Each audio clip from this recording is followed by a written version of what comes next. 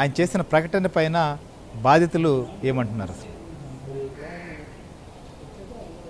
అంటే ఈరోజు జగన్మోహన్ రెడ్డి వాస్తవంగా క్షతగాతులనో లేకపోతే బాధితులనో పరామర్శకు వచ్చినట్టయితే లేదనేది స్పష్టంగా చెప్పొచ్చు. ఎందుకంటే జగన్మోహన్ రెడ్డి రావడానికి ముందు ఇప్పుడు అటు ఎయిర్పోర్ట్ కావచ్చు లేకపోతే ఇక్కడ కావచ్చు అన్ని ప్రాంతాల నుంచి జన సమీకరణ చేశారు, వార్డు స్థాయిల నుంచి.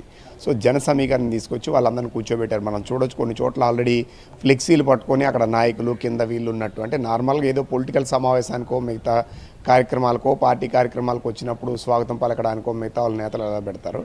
అదే తరహాలో ఈరోజు అంటే ఇప్పుడు కష్టాల్లో ఉన్న వాళ్ళని పరామర్శించాల్సినటువంటి అవసరం ఉంది. ప్రతిపక్ష పార్టీ కానీ అధికార పార్టీ కానీ ఎవరైనా బాధితుల పక్షాన్ని ఉండాల్సినటువంటి అవసరం ఉంటుంది. దాన్ని ఎవరు తప్పు పట్టరు. కానీ వస్తున్న విధానంగా లేకపోతే ఇక్కడ ఒక కార్యక్రమానికంటే కష్టాల్లో ఉన్న వారిని ఓదార్చడానికి వస్తూ జనాల్ని లేకపోతే కార్యకర్తల్ని వీళ్ళందరినీ అక్కడ పిలుచుకొని అక్కడ మనం చూడొచ్చు అసలు ఏం మాట్లాడుతున్నారో తెలియదు. హాస్పిటల్ ప్రాంగణం అంతా ఒకటే గోల హడావడి, సీఎం జగన్ లేకపోతే మరికొంతమంది జై జగన్ ఇదే నినాదాలు. ఆసుపత్రి అంతా లోపలికి రోగులు. నిన్న ఆల్రెడీ పవన్ కళ్యాణ్ అదే ఆసుపత్రికి రావడం జరిగింది. అలాగే నారా లోకేష్ వచ్చాడు, చాలామంది మంత్రులు వచ్చారు. వాళ్ళు వచ్చిన ఒక 5 నిమిషాలు మాత్రమే లోపలికి కేవలం ఏంటంటే వాళ్ళు వెళ్ళే మార్గం తప్పితే మిగతా మార్గాలు యాజ్ ఇట్ ఈస్గా ఎవరికి వాళ్ళు పేషెంట్లు కానీ మిగతా వాళ్ళు వెళ్ళి లోపలికి వెళ్ళి రాగలిగారు.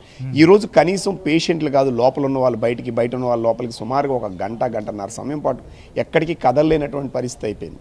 అంటే ఒక ఆసుపత్రి దగ్గరికి వచ్చినప్పుడు కూడా ఇలాంటి పరిస్థితి అంటే దీన్ని కూడా రాజకీయంగా లేకపోతే మాకు వెనకాల అభిమానులు ఉన్నారు ఇదే అనేది చాటుకోవడానికి వాడుకోవడం అనే దాన్ని అక్కడికి వచ్చిన ప్రతి ఒక్కరు కూడా తప్పడుతున్నారు. ఎందుకు అంటే వీళ్ళు పరామర్శకు వచ్చారా లేకపోతే రాజకీయ సమావేశం ఏర్పాటు చేసుకోవడానికి వచ్చారా అనేది ప్రతి ఒక్కరు కూడా ప్రశ్నిస్తున్నట్టు ఉంది. అక్కడ మనం చూడొచ్చు కొంతమంది గోడలెక్కి లేకపోతే కొంతమంది గ్లాసులెక్కి అది అంటే అది ఒక ఆసుపత్రి ప్రాంగణం, అక్కడ అందరూ రోగులు ఉంటారు, ఆల్రెడీ కష్టాల్లో ఉన్న వాళ్ళని ఓదార్చడానికి వచ్చారు.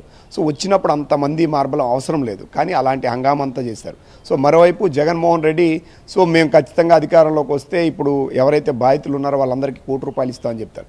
గతంలో ఏదైతే విశాఖపట్నంలో జరిగిన పాలిమర్స్ ఘటన జరిగినప్పుడు అప్పుడు రాష్ట్ర ప్రభుత్వం నుంచే ₹1 ఇచ్చారు. కానీ ఆ డబ్బుల్ని మళ్ళీ అకౌంట్లో ఎవరైతే కంపెనీ ఉందో ఆల్రెడీ ₹50 కోట్ల జమ చేసింది. ఇప్పుడు రాష్ట్ర ప్రభుత్వం సంబంధించినటువంటి ఏదైతే జిల్లా కలెక్టర్ అకౌంట్లోనే ఎన్జీటీ ద్వారా ₹50 కోట్ల జమ చేయడం జరిగింది.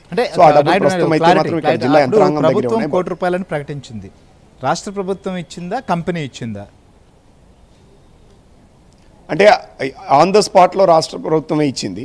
కానీ ఆ డబ్బుల్ని మళ్ళీ అకౌంట్లో ఏదైతే ఉందో ఇప్పుడు జిల్లా కలెక్టర్ అకౌంట్లో ఆ కంపెనీ ద్వారా మళ్ళీ జమ చేశారు ఆ డబ్బులు. అంటే ఆ డబ్బులు ప్రభుత్వం దగ్గరే ఉన్నాయి.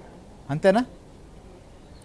అంటే ఇన్స్టెంట్గా అయితే రాష్ట్ర ప్రభుత్వం ఇచ్చింది, కానీ తర్వాత కంపెనీ జమ చేసింది ఆ డబ్బులు. కాబట్టి ఫైనల్గా కంపెనీకి సంబంధించిందే బాధితులకు అందించారు అనుకోవాలి, అంతే కదా రాష్ట్ర ప్రభుత్వం?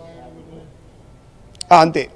అంటే ఇదే డిమాండ్. ఇప్పుడు 12 మందికి ఇచ్చారు, కానీ తర్వాత చనిపోయినటువంటి 3 ఇవ్వలేదు. అదే ప్రమాదంలో ఆల్రెడీ ఆసుపత్రిలో చికిత్స పొందుతూ మరో 3 చనిపోయారు. వాళ్ళ 3 మాత్రం ఆ ₹1 ఇవ్వలేదు ఇదే జగన్మోహన్ రెడ్డి ప్రభుత్వంలో. దాని తర్వాత కూడా ఇలాంటి భారీ ప్రమాదాలు పేలుళ్ళు జరిగి రాయలసీమలో దాదాపు 6-8 మంది చనిపోయారు. బట్ అక్కడ కూడా ₹1 ఇవ్వాలని డిమాండ్ చేశారు, అప్పుడు కూడా ఇవ్వలేదు. ఇలాంటి ప్రమాదాలు విశాఖపట్నంలో వైఎస్ఆర్ ప్రభుత్వం ఉన్న సమయంలో ఈ ప్రమాదం తర్వాత చాలా ప్రమాదాలు జరిగాయి. బట్ ఏ ప్రమాదాల్లో కూడా ₹1 అనేది ఇవ్వలేదు. ఇప్పుడు ఈ రోజు కూడా ఏంటి అంటే కేంద్ర ప్రభుత్వం ఇచ్చినటువంటి దాదాపు ₹25 లక్షల కూడా అది రాష్ట్ర ప్రభుత్వం చొరవతో ఇచ్చారు. ఎందుకంటే ఎప్పుడైనా బాధితులకి న్యాయం జరగాలంటే వితిన్ 24 అవర్స్ లోపే, కేవలం 4:15 జరిగింది.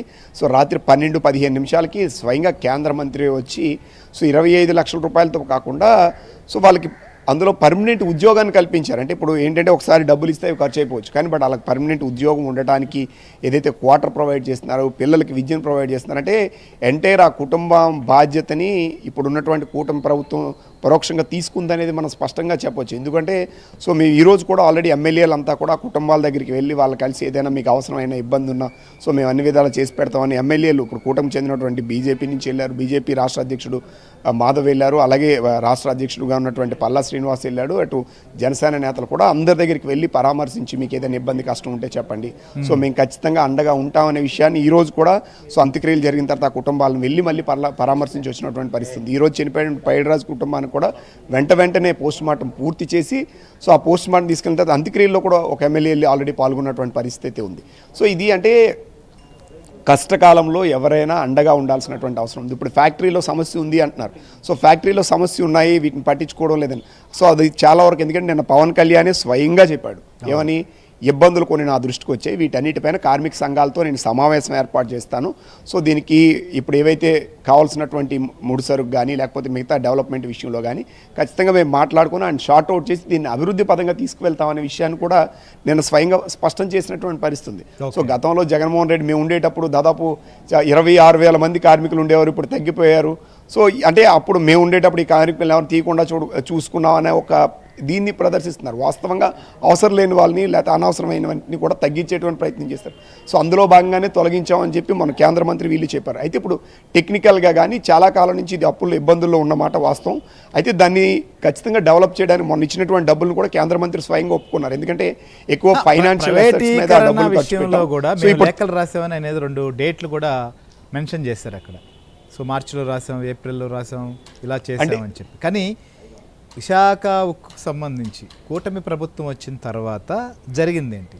అసలు ప్రైవేటీకరణకు వెళ్లకుండా ఇది నిలబడడానికి ప్రస్తుతం ఈ స్థితికి కారణం ఎవరు అసలు?